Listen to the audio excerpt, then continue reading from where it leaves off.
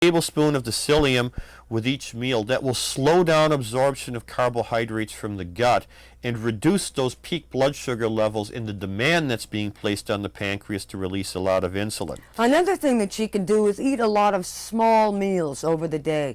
Eating like 3 large meals will cause big swings in blood glucose levels, whereas if she eats a lot of small meals over the day, you get a more regular blood sugar level. It's not a lot of big swings. Bring that 800 number and get the information from them. No, she can't do that because that's a medical claim, and they won't touch that. They won't say a word about it. So selenium, that and the no, psyllium, not selenium. There's psyllium. S-I-L. No, P-S-I-L-L-I-U-M. P-S-Y-L-L-I-U-M. There's a cereal. P-S-Y-L-L-I-U-M. There's a breakfast cereal. There's a cereal called Heartwise that They're has changing it in the it. name to Fiberwise. It may still be Heartwise on the shelves, but the FDA put a lot of pressure on them. They didn't like the name Heartwise, so they're changing the name to Fiberwise. Yeah, you can buy that in any supermarket. It's made by Kellogg's. You can also go to any drugstore and get yourself, what's the brand name? Metamucil. Yeah, Metamucil. You can buy that in any drugstore without a prescription. It's normally used as a laxative. Right, and how? So you take a tablespoon of that with every meal. 1 tablespoon. Now, that's if she eats 3 meals a day. If she eats a whole lot of little meals a day, she might take like a teaspoon with each of the micro meals. What that does, it slows down absorption of carbohydrates from the gut. This reduces the amount that your blood sugar rises. This reduces the amount of insulin your pancreas has to release.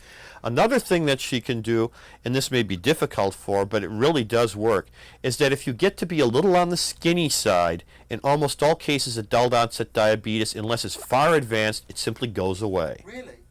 You just have to be a little bit on the skinny side. Just take a look at the Metropolitan Life tables for ideal height versus weight. And you can just call Metropolitan Life Insurance Company and get that. Because she was a little bit overweight, to be honest. Right, and the thing is, the Metropolitan Life tables, although they call that normal, they're really a little on the skinny side. And if she gets down a little on the skinny side, that is, if she fits the Metropolitan Life tables, or maybe 10 pounds below that for her height and weight and bone structure, the adult onset diabetes will go away. If she gets fat again, it'll come back.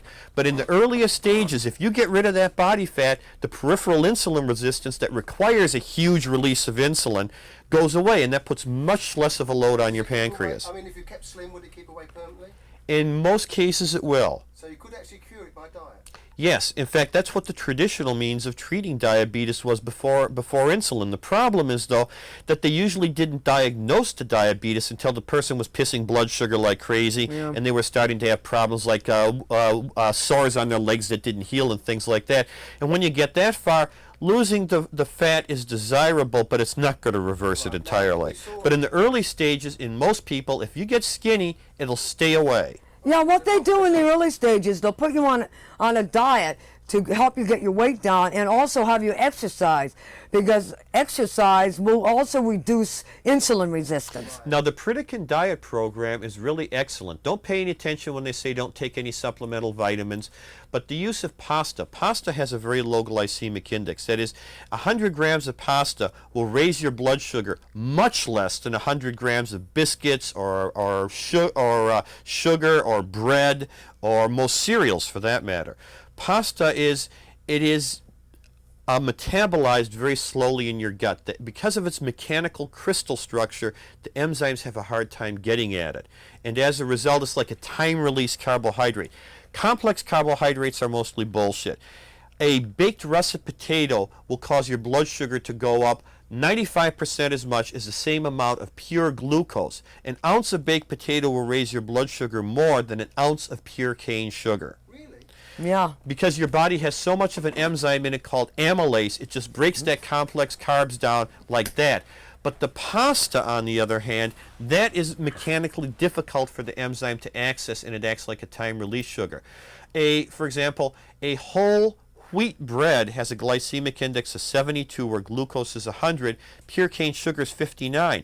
On the other hand, a whole grain rye is in the 40s. A whole grain rye is much better than a whole wheat bread or a white bread.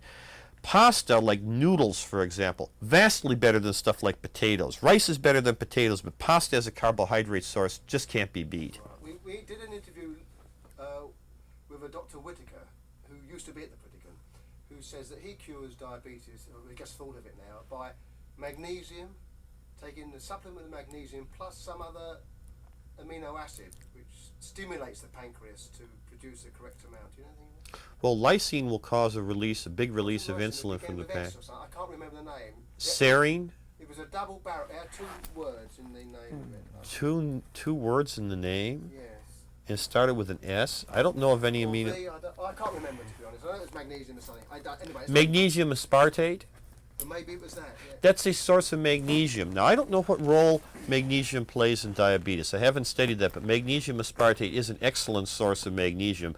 Most sources of magnesium have poor bioavailability. Right, maybe so. Anyway, yeah, single. Dirk and I met in 1965 at UCLA. I was studying for my degree in chemistry and he was doing postgraduate work in physics. And we've been together ever since. We got interested in life extension and aging mechanisms in 1968 when an old roommate of mine from the Massachusetts Institute of Technology told us about Dr. Denham Harmon's free radical theory of aging. You see, until then, really, until you have a hypothesis about a mechanism, there's really very little you could do. You could give mice a million different things. You might find 10 of them that would make the mice live longer. Is that going to make people live longer? Who knows? Unless you understand the mechanism, you have no right to project from a human to a mouse. In the case of penicillin, the penicillin attacks germs in the mouse exactly the same way as it attacks germs in people. If it works in a mouse, it's rather likely to work in people. With aging mechanisms, such as, for example, caloric restriction, that works in some species of rodent very well. It doesn't work so well in other species. Will it work in a human? Who knows? We don't understand the mechanism. We don't think that using free radical scavengers that it will be possible to extend lifespan beyond the current maximum lifespan for people, which is around 115 or 120. But most people don't die of aging itself. They die of age-associated diseases like cancer, cardiovascular disease, or Parkinson's disease. And all of these conditions have been linked to free radicals. Now, free radicals are necessary for life. They play an important role in energy metabolism in all organisms that breathe oxygen. However, these free radicals can get out of control. When you have them in places where they don't belong, they can cause promiscuous damage to your body. If you get a lethal dose of X-rays, what you have died from are hydroxyl radicals created by the X-rays. That's all X-rays do to you. They make a bunch of free radicals and they burn you out. Longer-lived animals have larger amounts of some of the free radical protecting enzymes, for example, superoxide dismutase. The only known function of vitamin E, for example, is to provide protection from free radicals. And hence, since free radicals play a significant role in diseases like cancer and cardiovascular disease, it's not too surprising that in both animal experiments and human epidemiological studies, higher levels of antioxidant vitamins, like vitamin E, like vitamin C, like beta-carotene, reduced the risk of cardiovascular disease and cancer. In fact, there have even been some experiments on human beings using antioxidant vitamins like vitamin E on Parkinson's disease. And the results, although these were not double-blind placebo-controlled experiments, the results sound very promising. Yeah, a good example of the sort of damage that we're talking about, oxidative damage by uncontrolled chemical reactions, can be found in the windshield wipers of your car. When the windshield wipers on your car, the rubber starts out being nice and elastic and stretchy. You leave it exposed to the ozone and the smog. You leave it exposed to the ultraviolet light. It gets stiff. It gets brittle. It gets damaged due to cross-linking and free radical damage. And when the same thing cooking happens to your skin. If you expose your skin to a lot of ultraviolet light, it will get stiff and brittle and damaged Another too. good example is when cooking oil becomes rancid, and everybody's familiar with that.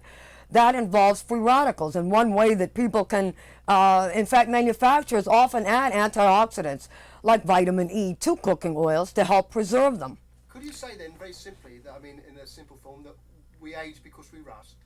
Well, rust isn't perhaps quite the right term. You might say more a matter of we age because we become rancid. It's very much like food. In fact, that's one of the reasons we published Life Extension, a Practical Scientific Approach. A huge amount of research effort has been done in the food industry, in the petroleum and rubber and plastics industries on controlling free radical damage. And this data simply wasn't known by scientists who are working in the field of physiological damage from free radicals. Right. Tell me how. Could you go wide now, Barry, please? Oh, I might also add that Dr. Denham Harmon was one of the exceptions to this. He started out by working at Shell Oil Company as a chemist. In fact, he has doctorates in both biochemistry and medicine. When we heard about Dr. Denham Harmon's theories, what we did is we started doing computer literature searches on the National Library of Medicine database to find out how much data there was to actually support this theory, what the consequences of the theory would be if they were correct, and to provide information to ourselves on what could we do in intervening in these mechanisms. Well, we very soon started to greatly increase the amount of vitamin C and vitamin E that we were taking, and since then we have read, oh golly, thousands of papers since then, and have added quite a few other things to our regimen as well. Yeah, when we published Life Extension in 1982, free radicals were not very well known to most other people. Even most scientists and doctors had never heard of them.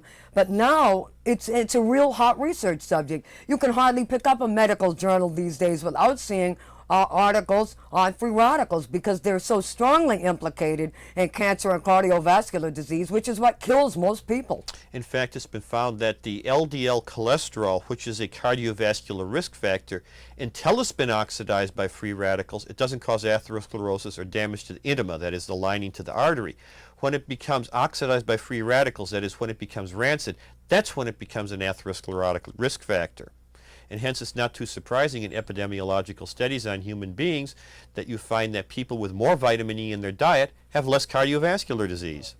Okay, scavenging free radicals means just soaking them up, neutralizing them, preventing them from going around and damaging other things. It's Actually, it means chemically combining with the free radicals, which is what neutralizes them. Just as an example, if a hydroxyl radical hits your DNA, your genetic blueprints, it can cause an error in that DNA. And if that error is in the part of the DNA sequence that tells your cells when to divide and not to divide, the next time your cells divide, they may keep on dividing and you've got cancer. On the other hand, if that hydroxyl radical hits a molecule of vitamin E, it oxidizes the vitamin E, and you're a heck of a lot better off with some oxidized vitamin E in your body than with some damaged DNA. Then vitamin C regenerates the vitamin E back to its regular form. That's why they work well together, and that's why you see a lot of things in epidemiological studies that aren't quite so prominent in animal studies. First off, most animals don't have a problem with cardiovascular disease. You have to do something really artificial like feeding rabbits large amounts of cholesterol to get cardiovascular disease, or use genetically defective rodents to get cardiovascular disease. So these are really not good models. Secondly, most of the tests that have been done on animals are done with a single entity at a time, because the people who did the test really didn't realize how the ascorbate ion reduces a tocopherol radical back into tocopherol, that is vitamin E, and then the ascorbate ion radical is then in turn regenerated into the ascorbate ion, so it's ready to go again. We're dealing here with synergistic combinations of these nutrient antioxidants. Right. How did you get where did you find all the data to work out? Was it through, because I remember you saying that it was through research that was done with chickens to... Oh yeah, well first off we did Medline searches, National Library of Medicine database searches. The National Library of Medicine is currently computer abstracting over 6,000 of the most important biomedical and scientific journals relating to life sciences. But we went beyond that. I'd had quite a bit of experience in the materials field in things like plastics and elastomers, polymers and fuels, where I'd had a lot of information on free radical damage. And of course, there's also the domestic animal industry. If you're raising turkeys or chickens, you have to give them large supplements of vitamin E, or they will be dropping dead of infections and cardiovascular disease all over the place. I mean, you cannot raise chickens commercially without giving them an E supplement. There's been a lot of research done on the ability of some nutrients, like vitamin E and selenium, to stimulate the immune system activity of animals, and thereby making them a lot more resistant to disease. Recently, the U.S. Department of Agriculture has done double-blind, placebo-controlled experiments on elderly human beings, which confirmed the results that they got on the animals. So it's not really too surprising that animal breeders have been using these compounds, these vitamins, for very many years to protect their animals. What about compounds like BHT, which you wouldn't normally think as a dietary supplement? Well, BHT really isn't what you would call a dietary supplement. It's a synthetic antioxidant that's used for preventing rancidity in food. Sometimes it's put in the packaging and the vapors get into food. Sometimes it's added to the food directly. In animal experiments, it's been found capable of extending the lifespan of some short-lived experimental animals, particularly animals that are short-lived because they contain retroviruses that cause cancer. With these animals, you can get perhaps a 45% increase in their lifespan.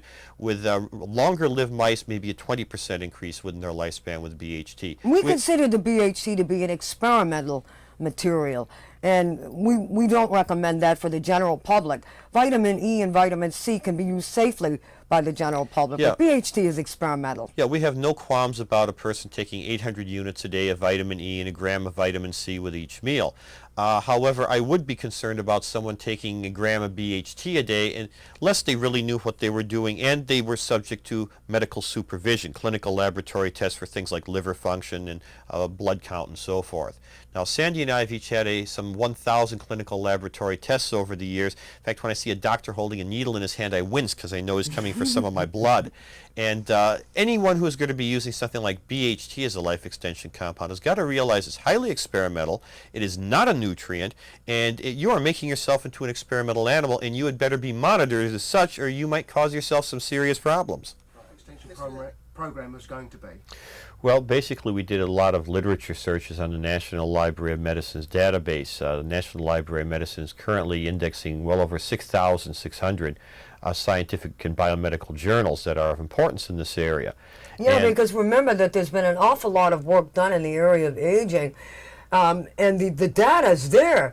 So what we did was we found things that looked interesting, and then we would follow up on those things. And there's such a huge amount of information available that hadn't really been all pulled together, so to speak, that you can come to a lot of conclusions from just what's been done. And of course we looked at the toxicology of the materials. For example, in the case of vitamin E and vitamin C, these are really pretty innocuous, even at doses on the order of 100 times the RDA, at least for most people. There's a few people who, for example, people with 6-GPD deficiency who might not want to take 20 or 30 grams of vitamin C a day.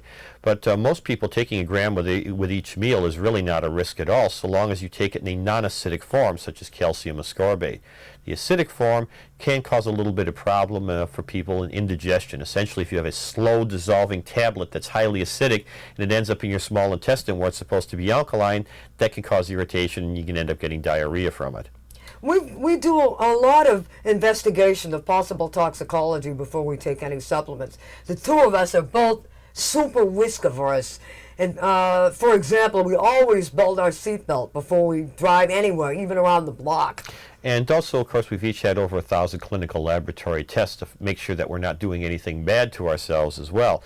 Anybody who gets involved with life extension really has to consider themselves an experimental animal at this point in the game. There's a lot of data out there. There's things that do work in animals, things that improve immune response in old animals and in old human beings, things that reduce the amount of free radical damage that's associated with cardiovascular disease and cancer. But nevertheless, it's still experimental, and people should be aware of that and should be under a physician's supervision so that they take the appropriate clinical laboratory tests. Well, first off, let's talk about statistically large numbers. When you deal with two individuals, even if the data comes out exactly as you expected, it doesn't necessarily prove anything because there's natural variations in the rate of aging. In the case of epidemiological studies, for example, there was a meta-analysis of 16 large epidemiological studies in Europe involving over 100,000 people. They found that for people whose serum cholesterols were in the 220 to 240 range, which is a little higher than normal but not considered in the high risk category. Yet most people who die of heart attacks have levels in that range simply because there's so many more of them than in the much higher levels. They found that the most important predictors of cardiovascular risk were low serum vitamin E, low serum vitamin C, low serum vitamin A, and high diastolic blood pressure. The vitamin E alone had a regression correlation. That is, it was associated. You could predict 60% of cardiovascular disease by looking at the low vitamin E levels, including those four factors: low vitamin E, low vitamin C, low vitamin A, and high diastolic blood pressure. You could predict 87% of the cardiovascular disease in this group. Yes, we have lipid panels that look like we are healthy teenagers on a Pritikin program. In fact, Sandy's goes beyond what you would normally consider human. She has more HDL cholesterol than all the other types combined. We both have very nice blood pressures, excellent lipid panels. One very simple test that people can do on themselves for some aspects of aging, skin aging, is the skin pinch test. It's used widely in the cosmetics industry. It measures the loss of elasticity in your skin. If you're exposed to a lot of sunlight, your skin becomes less elastic. If you drink too much booze, or if, God help you, you smoke cigarettes, that causes very rapid loss of elasticity by a process called cross-linking. And what you do is simple. You put your hand out like that, you spread out your fingers, you take a pinch of skin, pull it up real tight, hold it, and let it snap back. Now, if you do this to a teenager, it'll snap back so fast you can't even see it. If you do it to someone in their 20s, you'll see it snapping back very quickly. It'll disappear in a fraction of a second. You do this to someone at 40, it's slower. You do it to someone who's been boozing a lot and smoking a lot at 40, they'll look like someone who's 60 or 70 who hasn't been abusing themselves. Our skin elasticity snapback time is about what you'd expect for somebody in their 20s. We're both 48 years old. This skin snapback test can be used to help save lives too. If you have a friend who's been smoking for several years, you just have them compare their skin snapback time to the snapback time of someone who hasn't been smoking and just say, hey, the same stuff in the cigarettes that you've been smoking that's done that to your skin, it's doing that to the elasticity of your arteries too. Yeah, because of the fact that all of the systems in the body don't age at the same rate, it's really very difficult to be able to say on the basis of any one test what your age is or how fast you're aging. That's why some scientists are developing batteries of tests to try to get a kind of a feel for how fast you're aging on the basis of putting all these tests together of the various different systems that are aging at different rates. But there really isn't any real satisfactory test at this time that will tell you how fast are you aging and how much effect is a certain supplement having on that aging. Okay. Yeah, we're confident that we've reduced our rate of aging, at least insofar as the age-related diseases are concerned. Now, as I said, I don't think we've done much of anything about the maximum species lifespan, but at 48 years old, with the maximum species lifespan being around 120, what that means is we have about 60 or 70 more years before we have to worry about that, and I think aging will be a dead issue by then. Our first problem is to get to this 115 or 120, and then at that point we have to worry about getting beyond it, but getting there, we've got a lot of time to do that.